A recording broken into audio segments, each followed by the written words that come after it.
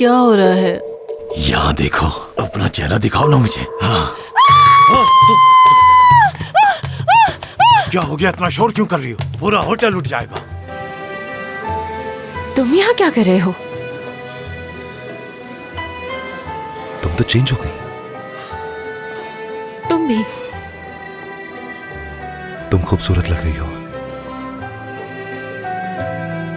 मैंने ये खेल इसलिए खेला कि मेरे पोते पोती एक दूसरे की कदर करें। बस थोड़ा इंतजार करो।